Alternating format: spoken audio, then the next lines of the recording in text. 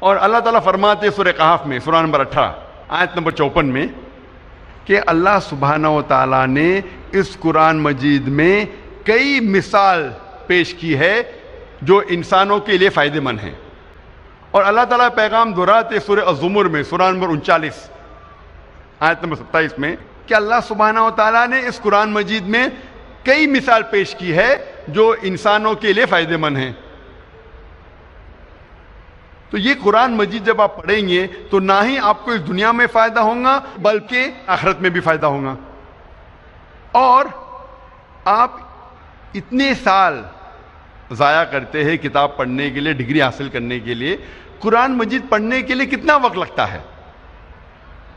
اگر آپ قرآن مجید فاسٹ پڑھیں گے تو چند دنوں میں آپ قرآن مجید پڑھ سکتے ہیں. لیکن محمد صلی اللہ علیہ وسلم کی حدیث ہے جو صحیح حدیث ہے ترمذی میں، جہاں اللہ کے رسول فرماتے کہ جس نے قرآن 3 دن سے کم میں پڑھا تو اس نے قرآن مجید کو نہیں سمجھا. تو اگر آپ قرآن مجید کو آہستہ پڑھیں گے، ایک منزل ہر روز، تو آپ قرآن مجید 7 دن میں پڑھ سکتے ہیں. اور آہستہ پڑھیں گے اگر ہر روز ایک جز، ایک پارہ، تو قرآن مجید آپ مکمل کریں گے 30 دن میں، 1 مہینے میں. کیا ہمارا فرض نہیں کہ ہم اللہ کا کلام، اللہ کا آخری پیغام، ہمارے خالق، ہمارے رب کے آخری پیغام کو سمجھ کے پڑھے؟ مسلمانوں کو اکثر غلط فہمی ہے کہ قرآن مجید صرف مسلمانوں کے لیے نازل ہوا اور یہ غیر مسلمانوں کے لیے نہیں ہے. اللہ سبحانہ تعالیٰ فرماتے ہیں قرآن مجید میں سورہ ابراہیم میں سورہ نمبر 14 آیت نمبر 1 میں الف لام را، ہم نے یہ کتاب نازل کی محمد صلی اللہ علیہ وسلم پہ تاکہ وہ انسانوں کو اندھیرے سے روشنی میں لے آئے، سارے انسانوں کو، نہ کہ صرف مسلمانوں کو. اللہ تعالیٰ فرماتے ہیں سورہ ابراہیم میں سورہ نمبر 14 آیت نمبر 52 میں کہ یہ پیغام ہے سارے انسانوں کے لیے تاکہ وہ جان لے کہ ایک خدا ہے.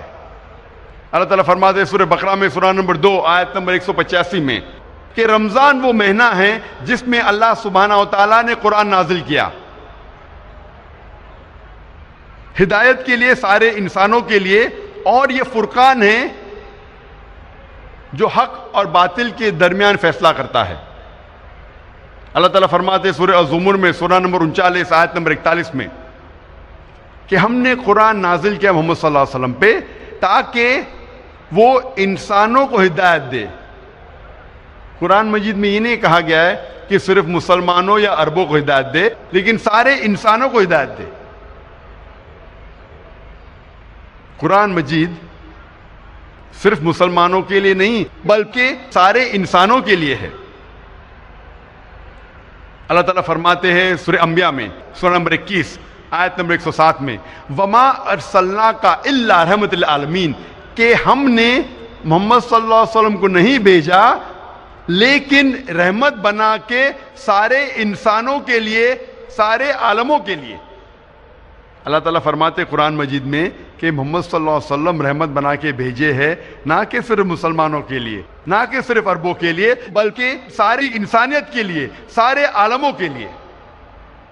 اللہ تعالیٰ فرماتے سورہ فاطر میں سورہ نمبر 35 آیت نمبر 24 میں وما ارسلناک الا کافۃ للناس بشیرا ونذیرا، کہ ہم نے محمد صلی اللہ علیہ وسلم کو ایک یونیورسل میسنجر جیسے بھیجا ہے، سارے انسانوں کے لیے ایک پیغمبر بھیجا ہے تاکہ وہ لوگوں کو ہدایت دے. لیکن اکثر انسان اب بھی نہیں جانتے. تو محمد صلی اللہ علیہ وسلم صرف مسلمانوں یا صرف عربوں کے لیے نہیں بھیجے گئے تھے بلکہ سارے انسانوں کے لیے بھیجے گئے تھے.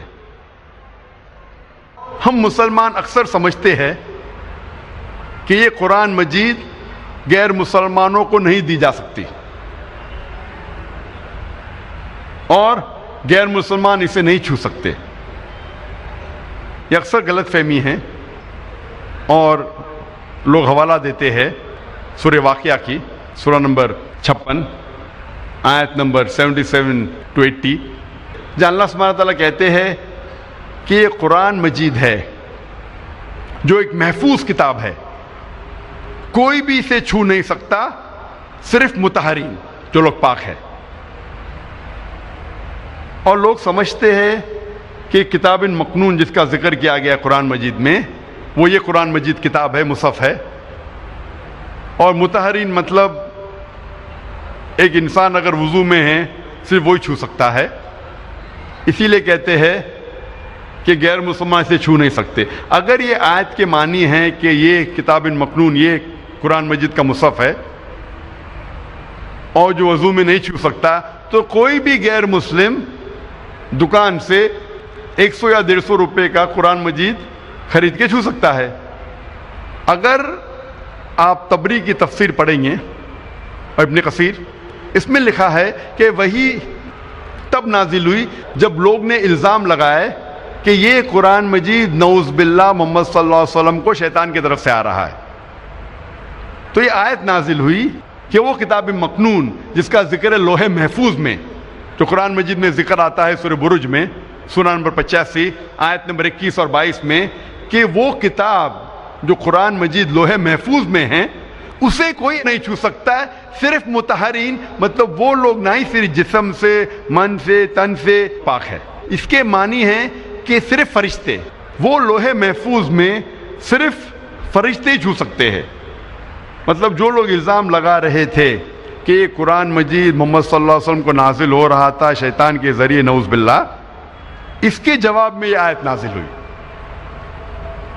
تو اس کا مطلب نہیں کہ غیر مسلمان اسے چھو نہیں سکتے. اور مان لو اگر چھونا بھی غلط ہے، اگر چھوٹی غلطی کر کے اگر وہ غیر مسلمان شرک سے بچ جاتا ہے بڑی غلطی سے تو اچھی بات ہے. مسلمان کہتے ہیں کہ قرآن مجید اگر آپ دیتے غیر مسلمان کو صرف ترجمہ دو، مجھے کوئی اعتراض نہیں اگر آپ غیر مسلمان کو صرف ترجمہ دیتے ہیں، لیکن میں پسند کرتا ہوں کہ ترجمے کے ساتھ عربی بھی دے، کیونکہ ترجمہ ایک انسان کا ترجمہ ہے، اس میں غلطیاں ہو سکتی. اور اگر کچھ انسان غلطیاں کرتے ہیں تو یہ غلطیاں اللہ سبحانہ تعالیٰ کو منسوب نہیں کی جانی چاہیے. لوگ یہ نہیں کہنا چاہیے کہ نعوذ باللہ اللہ نے غلطی کی. اسی لیے اگر ترجمے کے ساتھ جو اصل عربی ہے وہ اگر سائیڈ میں ہوگا، اگر غلطیاں ہوں گی ترجمے میں تو عربی سے غلطیاں سدھاری جا سکتی. اور محمد صلی اللہ علیہ وسلم اسلام کا پیغام ماشاء اللہ کئی راجاؤں کو دیے اور انہیں خط لکھا، اور خط میں قرآن کی آیتیں بھی لکھی. کئی راجاؤں کو لکھا، نگس آف ایبیسینیا، ایجپٹ کے راجا کو، پرشیا کے راجا کو، ایمپرر ہیراکلیس یمن کے راجا کو انہوں نے خط لکھا، اور خط میں قرآن کی آیت بھی لکھی. اور ایک خط موجود ہے کوپٹاکی میوزیم میں ٹرکی میں، جس میں قرآن مجید سورہ ال عمران سورہ نمبر 3 آیت نمبر 64 کی آیت ہے، جہاں اللہ تعالیٰ فرماتے کل یا اہل کتاب، کہو اہل کتاب سے، تعالوا الی کلمۃ سواء بین بینکم، آؤ ہم اس بات کی طرف جو آپ اور ہم میں یکساں ہے. سب سے پہلی بات اللہ نعبد الا اللہ، کہ ہم اللہ سبحانہ و تعالیٰ کے علاوہ کسی کی عبادت نہ کرے، ولا نشرک بہ شیئا، کہ ہم آپس میں کسی کو شریک نہ کرے، ولا یتخذ بعضنا بعضا اربابا من دون اللہ، کہ ہم آپس میں کسی کو رب نہ بنائیں. فَإِن تَوَلَّوْا، اگر وہ نہ مانے، فَقُولُوا اشْهَدُوا بِأَنَّا مُسْلِمُونَ، کہ کہو کہ ہم شہادت دیتے کہ مسلم ہیں. یہ قرآن مجید کی آیت محمد صلی اللہ علیہ وسلم نے غیر مسلم راجاؤں کو دی. کئی راجاؤں نے اسلام قبول کیا، کئی راجاؤں نے اس خط کو پھاڑا، اور کچھ راجاؤں نے اس خط کو اپنے پیر سے کچلا. اور میں پوچھنا چاہتا ہوں کہ آج 90 لاکھ سے زیادہ غیر مسلم ہیں جو عرب ہے، جن کی مادری زبان عربی ہے. 90 لاکھ سے زیادہ عرب آج عیسائی ہے، وہ کوپٹک کرسچن ہیں، ان کی مادری زبان ہے عربی. میں پوچھنا چاہتا ہوں آپ قرآن مجید کا کون سا ترجمہ ان عربوں کو دیں گے تاکہ وہ ہدایت حاصل کر سکے؟ کہ آپ قرآن مجید کا عربی میں ترجمہ کریں گے؟ بٹ نیچرل آپ قرآن مجید کا اصل نسخہ دیں گے ان کو. اسی لیے یہ قرآن مجید جو نازل کیا گیا تھا وہ سارے انسانوں کے لیے نازل کیا گیا تھا، نہ ہی صرف مسلمانوں کے لیے. اکثر مسلمان یہ سمجھتے ہیں کہ قرآن مجید کو سمجھ کے پڑھنا صرف علماؤں کا کام ہے، یہ صرف عالم ہی قرآن مجید کو سمجھ کے پڑھ سکتے ہیں۔ اللہ تعالیٰ فرماتے قرآن مجید میں، جس آیت کی میں نے تلاوت کی تھی میرے تقریر کے شروعات میں، اللہ تعالیٰ 4 بار فرماتے ہیں ایک ہی سورے میں، سورہ قمر میں، سورہ نمبر 54 آیت نمبر 17 آیت نمبر 22 آیت نمبر 32 اور آیت نمبر 40 میں وَلَقَدْ يَسَّرْنَا الْقُرْآنَ لِلذِّكْرِ فَهَلْ مِن مُدَّكِرٍ، کہ ہم نے قرآن کو آپ کو سمجھنے کے لیے آسان بنایا ہے، آپ کو یاد رکھنے کے لیے آسان بنایا ہے، تو کون آپ میں سے جو ہدایت نہ پائے؟ اللہ تعالیٰ فرماتے قرآن مجید میں کہ ہم نے قرآن مجید کو آسان بنایا ہے آپ کو سمجھنے کے لیے۔ تو آپ کن کی بات مانیں گے؟ آپ ان مسلمانوں کی بات مانیں گے جو کہتے ہیں کہ قرآن مجید کو سمجھ کے صرف علماء پڑھنا چاہیے، کہ اللہ سبحانہ و تعالیٰ کا کہنا کہ ہم نے قرآن مجید آسان بنایا ہے آپ کو سمجھنے کے لیے؟ اور اللہ تعالیٰ فرماتے سورہ بقرہ میں سورہ نمبر 2 آیت نمبر 242 میں لعلکم تعقلون، پھر کیا آپ نہیں سمجھیں گے؟ کئی بار اللہ تعالیٰ فرماتے پھر کیا آپ نہیں سمجھیں گے، مطلب قرآن مجید اللہ تعالیٰ نے نازل کیا ہے آپ کو سمجھنے کے لیے۔ اگر آپ کو قرآن مجید پڑھتے پڑھتے کوئی مشکل پیش آتی ہے تو اللہ تعالیٰ فرماتے ہیں سورہ نحل میں سورہ نمبر 16 آیت نمبر 43 میں، اور سورہ انبیاء سورہ نمبر 21 آیت نمبر 7 میں اللہ تعالیٰ فرماتے کہ اگر آپ کو کوئی مشکل آتی ہے تو آپ ان سے پوچھو جس کے پاس علم ہے، فَاسْأَلُوا أَهْلَ الذِّكْرِ إِن كُنتُمْ لَا تَعْلَمُونَ، اگر آپ کو سمجھنے میں کچھ مشکل پیش آتی ہے تو آپ ان سے پوچھو جس کے پاس علم ہے،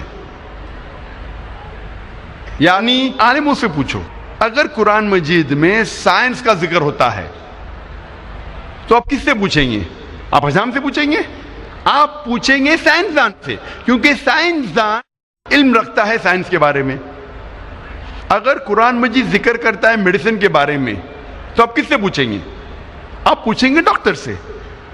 اگر قرآن مجید پڑھتے پڑھتے آپ کو کوئی مشکلات پیش آتی ہے، آپ جاننا چاہتے اس کے معنی یا جاننا چاہتے نزول قرآن، تو آپ ایک عالم سے پوچھیں گے جو 7 سال یا 14 سال دارالعلوم میں علم حاصل کیا ہے قرآن کے بارے میں۔ تو اگر قرآن پڑھتے ہوئے کچھ مشکلات پیش آتی ہے تو اللہ تعالیٰ فرماتے ہیں کہ ان سے پوچھو جو اس میدان میں علم رکھتے ہیں۔ اور مجھے یاد آ رہی ایک مثال پروفیسر کیت مور کے بارے میں کہ سن 1980 اور 1990 کے درمیان چند عربوں نے قرآن مجید میں جتنے حوالے ہیں ایمبریولوجی کے بارے میں، ایمبریولوجی ایک میڈیسن کا سبجیکٹ ہے۔ جب ماں کے پیٹ میں ایک بچہ پیدا ہوتا ہے اس کی سٹڈی کو کہتے ہیں ایمبریولوجی۔ ایمبریو مطلب جب ماں کے پیٹ میں بچہ ہوتا ہے شروع میں اسے کہتے ہیں ایمبریو، اس کے سٹڈی کو کہتے ہیں ایمبریولوجی۔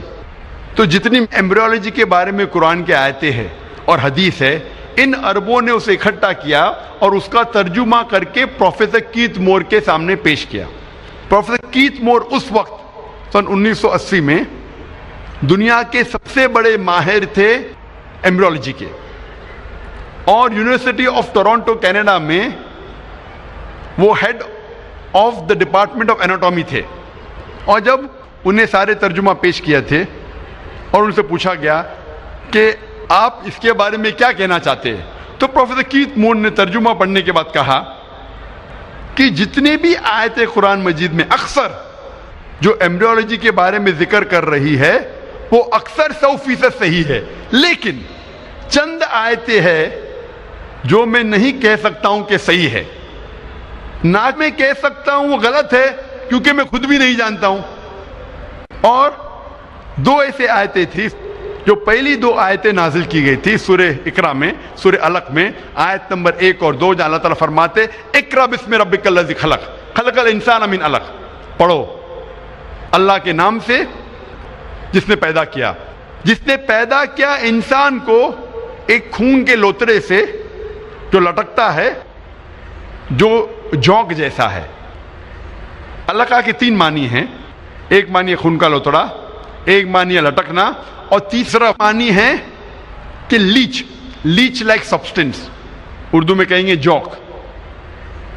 तो प्रोफेसर कीथ मोर ने कहा कि मैं नहीं जानता हूं कि एम्ब्रियो, बच्चा जब मां के पेट में पैदा होता है, एम्ब्रियो वो जौक जैसा लगता है कि नहीं। तो प्रोफेसर कीथ मोर ने अपने लेबोरेटरी में एक पावरफुल माइक्रोस्कोप के अंदर एम्ब्रियो को देखा और साइड में उसने जौक की तस्वीर ली और वो चौंक गए कि आपस में कितने आइडेंटिकल थे, वो यकसा थे। प्रोफेसर कीथ मोर को तकरीबन 80 सवाल पूछे गए थे कुरान और हदीस में, जितने भी एम्ब्रियोलॉजी के बारे में हदीस थी और आयतें थे, उनको पूछने के बाद प्रोफेसर कीथ मोर ने कहा, अगर आप ये सवालात मुझे 30 साल पहले पूछते, यानी आज से तकरीबन 60 साल पहले, तो शायद मैं 50% से ज़्यादा जवाब दे नहीं पाता, क्योंकि एम्ब्रियोलॉजी एक मेडिसिन का नया ब्रांच है जो अभी वजूद में आया और अभी उसके ऊपर तहकीक हो रही है। और प्रोफेसर कीथ मोर ने जो भी नया इल्म हासिल किया कुरान और हदीस में से, उन्होंने अपनी एक नई किताब में लिखा, 3rd एडिशन में, द डेवलपिंग ह्यूमन एक किताब है जो हम मेडिसिन में पढ़ते हैं फर्स्ट ईयर में, और अच्छे मार्क्स हासिल करने के लिए हम कीथ मोर की किताब पढ़ते, डेवलपिंग ह्यूमन। तो उन्होंने 3रा एडिशन लिखा और ये नया इल्म जो हासिल किया उसके अंदर ऐड किया, और अल्हम्दुलिल्लाह उस किताब को सबसे पहला इनाम मिला उस साल, सबसे बेहतरीन किताब जो एक लेखक ने मेडिसिन के बारे में लिखा हो। और इस किताब का तर्जुमा कई ज़बानों में बाद में किया गया है। और प्रोफेसर कीथ मोर ने कहा कि मुझे कोई शक नहीं, कोई भी मुझे एतराज़ नहीं मानने के लिए कि ये कुरान मजीद खुदा के तरफ से है और मोहम्मद सल्लल्लाहु अलैहि वसल्लम उसके पैगंबर है। वाखिर दावाना अल्हम्दुलिल्लाहि रब्बिल आलमीन।